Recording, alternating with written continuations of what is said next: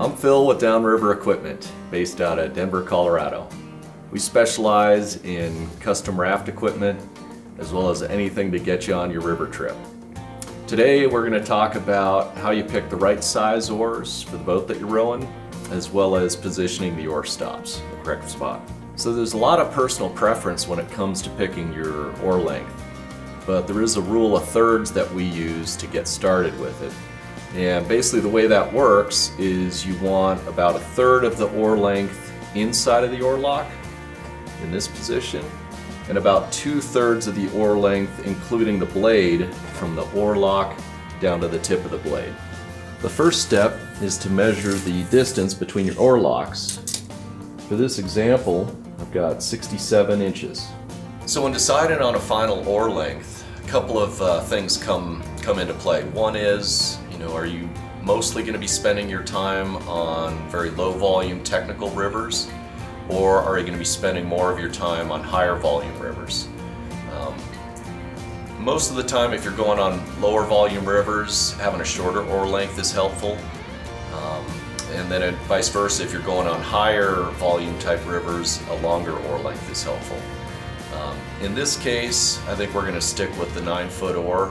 So I've got my 9-foot oar. Next step is to position the oar stop.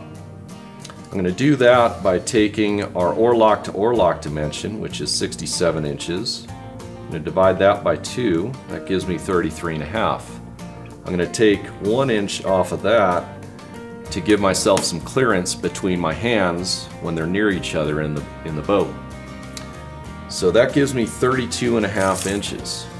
I'm going to measure that from the tip of the handle down to where I want to position my oar lock,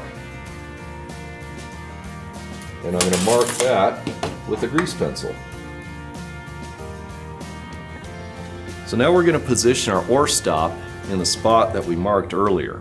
I'm going to do this by using both hands to get as much leverage as possible and roll the oar stop down the rope route. Once I get it close to my spot, I'm just going to use my fingertips to micro adjust it into the right position.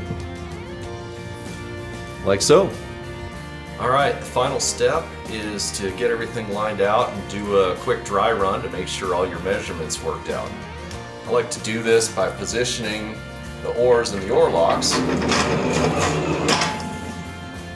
holding the handles the usual way you do, and just make sure your handles aren't so close that you end up clipping your thumbs.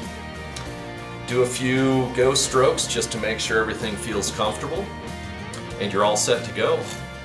The same principles can be applied to thole pins and clips, and you're pretty much ready to hit the river now that you're in total control of your boat.